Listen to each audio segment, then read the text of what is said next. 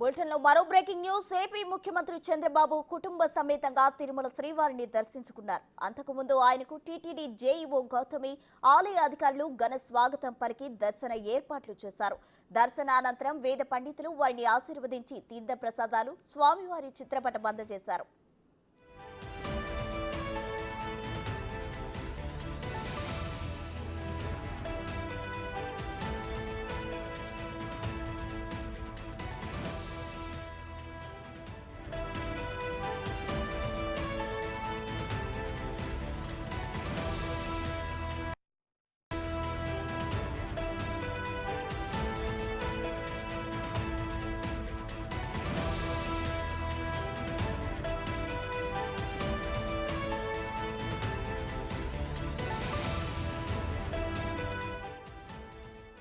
ప్రమాణం చేసిన తరువాత మంత్రులు అందరూ కూడా సంతకాలు చేశారు. మరి సీఎంగా ప్రమాణం చేసిన తరువాత చంద్రబాబు ఎందుకు చేయలేదు అని అందరూ చర్చించుకున్నారు. కానీ చంద్రబాబు అంతకుముందే అంటే నిర్ణయించిన ముహూర్త సమయం 11:27 సంతకం చేసేశారు.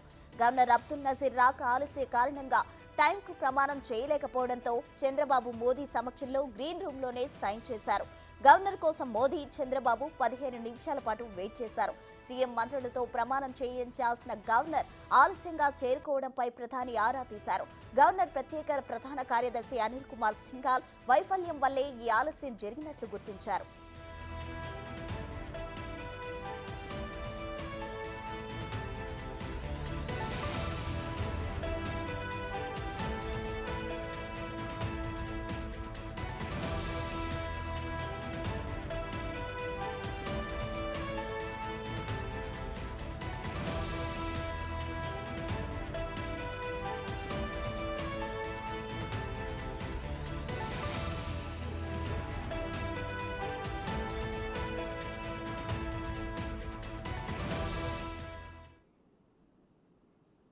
ప్రమాణం చేసిన తర్వాత మంత్రులందరూ కూడా సంతకాలు చేశారు. మరి సీఎంగా ప్రమాణం చేసిన తర్వాత చంద్రబాబు ఎందుకు చేయలేదని అందరూ చర్చించుకుంటున్నారు.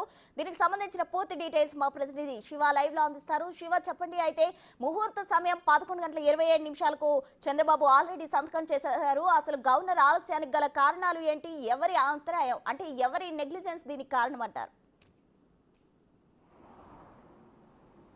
రైట్ ప్రసన్న, మొత్తం మీద చూసుకుంటే నిన్న ప్రమాణ స్వీకారం నేపథ్యంలో కూడా ఉదయం 5 గంటల నుంచి కూడా మధ్యాహ్నం 2 గంటల వరకు కూడా విజయవాడ చుట్టూ పరిసర ప్రాంతాల్లో భారీ స్థాయిలో ట్రాఫిక్ ఆంక్షలు ఏర్పడ్డాయి. ఒకవైపు వీఐపీల కోసం గ్రీన్ ఛానల్ ఏర్పాటు చేశామని చెప్తున్న పోలీసులు దాన్ని కట్టడి చేయడంలో పూర్తి స్థాయిలో వైఫల్యం చెందారు. గంటల కొద్దీ విజయవాడ నుంచి ఒక బజార్ నుంచి బజార్కి రావాలన్నా, సామాన్య ప్రజలు నిత్యావసర సరుకులకు రావాలన్నా కానీ ఆంక్షల మీద ఆంక్షలు పెట్టి ఇబ్బందులు పాలు చేశారు. పోనీ ప్రమాణ స్వీకార కార్యక్రమానికైనా సరే అతిథుల్ని, కార్యకర్తల్ని సక్రమైన చేర్చారంటే అది లేని పరిస్థితి కనిపించింది.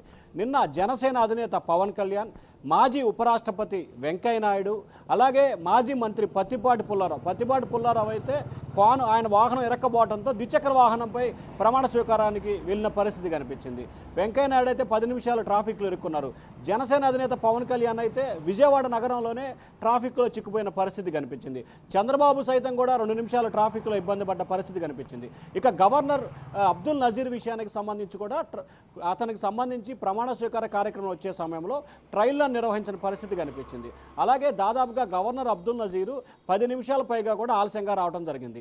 ఏదైతే గవర్నర్ కార్యదర్శి అనిల్ సింఘాల్ నిర్లక్ష్యం మూలంగానే ఈ ఘటన జరిగిందని చెప్పి కూడా ప్రాథమికంగా ఒక అవగాహన రావడం జరిగింది. టోటల్గా ఏదైతే 11:27 ప్రమాణ స్వీకారం చేయాలని చెప్పి భావించిన చంద్రబాబుకు సంబంధించి ఆ సమయం దాటిపోయిన తర్వాత అంటే దాదాపుగా 13 నుంచి 15 నిమిషాల పాటు జాప్యం జరిగింది.